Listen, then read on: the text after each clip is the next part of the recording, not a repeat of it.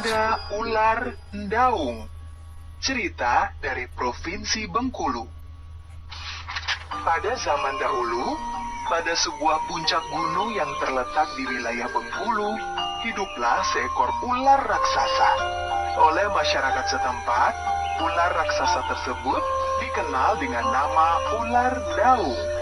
Legenda tentang Ular Ndaung dimulai dari kisah seorang perempuan tua dan 3 orang putrinya. Mereka menempati sebuah rumah sederhana di pinggiran hutan tidak jauh dari gunung tempat ular ndaung bersemayam. Untuk memenuhi kebutuhan sehari-hari, keluarga tersebut mengandalkan ladang yang ada di belakang rumah mereka. Sayangnya, di keluarga yang miskin itu, hanya wanita tua dan putri bungsunya yang rajin bekerja. Putri pertama dan kedua ternyata anak-anak yang pemalas. Suatu hari, wanita tua itu jatuh sakit. Seorang tabib desa dipanggil dan segera memeriksanya. Ibu kalian menderita sakit yang parah. Aku bisa meramu obatnya dari beberapa akar tanaman di hutan. Hanya saja, akar-akar tanaman obat tersebut harus direbus dengan bara abadi yang ada di kawah puncak gunung sana. Sekarang, siapakah di antara kalian yang berani mengambil bara abadi itu? Aduh, maafkan aku, Ibu. Mana berani aku mengambil bara api di kawah gunung. Aku juga tidak berani, Ibu. Di puncak gunung itu bersemayam ular raksasa. Bagaimana jika aku dimakan ular itu? Demi Ibu, aku siap berangkat mengambil bara abadi. Ibu, doakan aku supaya selamat. Ternyata, justru putri bungsu yang berani berangkat mengambil bara abadi tersebut. Sebelum berangkat, putri bungsu tidak lupa mencium tangan ibunya dan memohon didoakan agar selamat. Kedua kakaknya terkejut dan terheran-heran melihat adik mereka. Sedangkan sang tabib terlihat kagum dan bangga pada putri bungsu wanita tua itu. Sang putri bungsu berjalan mendaki ke puncak gunung. Segala rintangan ditempuhnya demi mencari obat untuk kesembuhan ibunya. Setelah berhasil mencapai puncak gunung, putri bungsu yang kelelahan beristirahat dengan duduk bersandar di sebuah batang pohon yang besar. Ketika sedang melepas lelah, batang kayu besar tempat putri bungsu bersandar tiba-tiba bergerak. Putri bungsu yang terkejut segera menjadi ketakutan melihat kayu besar tempat bersandar ternyata seekor ular raksasa. Ular raksasa tersebut memperhatikan putri bungsu dengan seksama. Lidahnya menjulur dan mengeluarkan suara desisan yang sangat menakutkan.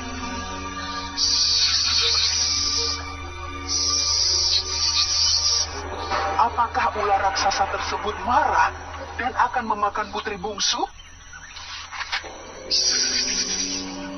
Wah, siapakah engkau? Dan kenapa ada di puncak gunung ini? Putri bungsu kemudian menceritakan tentang penyakit yang menimpa ibunya. Ular ndaung merasa sedih mendengar cerita si putri bungsu. Tanpa terasa, ular ndaung meneteskan air mata. Putri bungsu merasa terharu melihat ular ndaung meneteskan air mata mendengar ceritanya. Tenang saja, putri bungsu. Aku akan kembalikan bara abadi itu. Dan tidak mungkin kamu turun ke bawah sana. Terima kasih ular ndaung. Meskipun ular, tapi ternyata kamu sangat baik hati dan tidak jahat. Ular ndaung segera turun ke dalam kawah mengambil bara abadi. Sedangkan putri bungsu mengamati dari bibir kawah. Tiba-tiba terdengar ledakan dari dalam kawah. Asap putih menjadi sangat tebal sehingga putri bungsu tidak bisa melihat ular ndaung. Ular, apakah kamu baik-baik saja?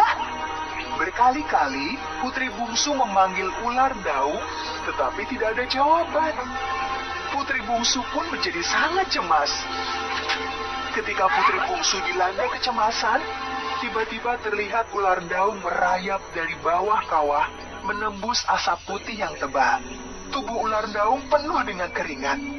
Syukurlah engkau selamat, ular daung. Aku sangat mengkhawatirkanmu.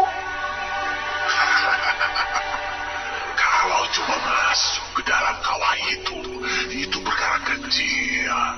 Saya gitu loh. Tetapi bagaimana dengan bara abadinya?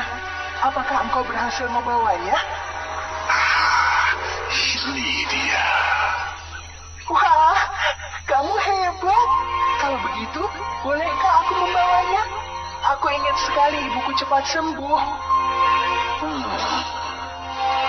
Setelah aku memberikan bara abadi ini, maukah engkau kembali ke sini?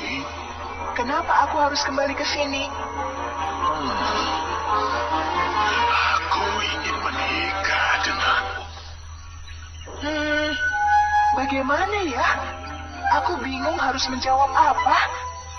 Baiklah, mana mungkin ular menyeramkan sepertiku menikah dengan gadis cantik sepertimu. Terimalah bara abadi ini. Semoga ibumu cepat sembuh. Ular, aku akan segera pulang untuk mengobati ibuku. Setelah ibuku sembuh, aku akan segera kembali ke sini. Wah, benarkah? Terima kasih, Putri. Aku sangat bahagia. Sesampainya di rumah, kakak-kakaknya terkejut melihat Putri Bungsu selamat. Mereka bertanya macam-macam, tetapi Putri Bungsu segera memanggil tabib untuk membuat ramuan obatnya. Setelah ramuan siap, wanita tua tersebut langsung meminumnya. Sungguh mujarab ramuan tersebut. Wanita tua itu langsung sehat seketika. Sungguh luar biasa. Tuhan menurunkan penyakit sekaligus obatnya. Meskipun kita butuh perjuangan untuk mendapatkan obat tersebut. Terima kasih, putriku. Engkau telah mempertaruhkan keselamatanmu sendiri demi mendapatkan obat untuk ibumu. Bungsu, ceritakanlah.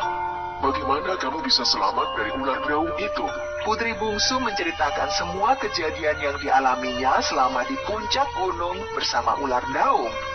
Ibunya dan tabib merasa takjub dan bangga dengan keberanian Putri Bungsu.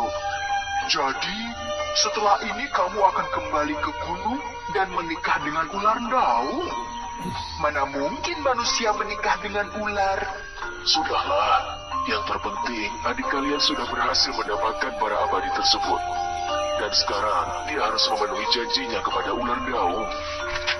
Putri Bungsu pun kembali ke puncak gunung dan menemui ular daung. Malam harinya, Putri Bungsu sangat terkejut melihat keanehan yang terjadi pada ular daung. Ular yang sangat besar dan menyeramkan tersebut berubah menjadi sosok lelaki tampan. Kakanda, siapakah engkau sebenarnya? Adinda, aku sebenarnya adalah pangeran di kerajaan ini. Namaku Pangeran Abdurrahman Alamsyah. Ular daung yang ternyata adalah Pangeran Abdurrahman menceritakan bahwa dirinya dikutuk menjadi ular raksasa oleh pamannya. Sang paman sangat menginginkan menjadi raja sehingga harus menyingkirkan Pangeran Abdurrahman Alamsyah yang merupakan putra mahkota. Jika malam hari, aku memang kembali ke wujud asli sebagai manusia. Tetapi jika pagi tiba, aku akan berubah lagi menjadi ular raksasa. Aku akan menikahi Adinda jika sihir ini sudah benar-benar musnah. Keesokan harinya, wanita tua dan kedua anak perempuannya pergi ke puncak gunung untuk melihat kabar putri bungsunya. Karena berjalan pelan, mereka baru sampai ke puncak gunung setelah malam tiba. Sesampainya di puncak gunung, mereka terkejut melihat si putri bungsu bersama seorang lelaki tampan, bukan dengan seekor ular. Putriku, siapakah lelaki yang bersamamu?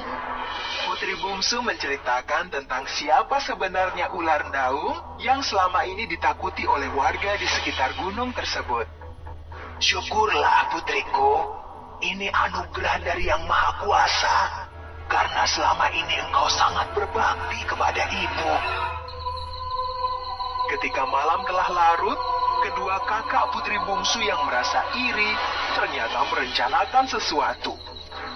Melihat ibu, adiknya, dan Pangeran Abdurrahman telah tidur, mereka berdua diam-diam membakar kulit ular milik Pangeran Abdurrahman Alamsyah. Mereka mencoba memfitnah adiknya dengan meletakkan abu bekas kulit ular tersebut di dekat si putri bungsu. Pagi harinya, Pangeran Abdurrahman Alamsyah yang baru bangun terkejut melihat kulit ularnya terbakar habis. Anehnya, bukannya sedih atau marah, Pangeran Alamsyah justru sangat gembira. Dia segera membangunkan si putri bungsu. Adinda, bangun. Ada apa, Kanda? Apakah Adinda yang membakar kulit ularku? Bukan, Kanda. Bukan aku yang melakukannya. Syukurlah, jika ada orang yang dengan rela membakar kulit ularku, maka aku benar-benar telah terbebas dari sihir itu. Kedua kakak si bungsu yang mendengar hal tersebut menjadi sangat menyesal. Mereka pun mengaku telah melakukannya.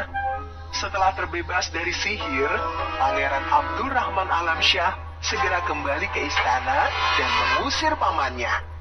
Pangeran Abdurrahman Alamsyah menikahi si putri bungsu dengan pesta besar-besaran. Pangeran Abdurrahman Alamsyah kemudian dinobatkan menjadi raja, menggantikan pamannya yang jahat.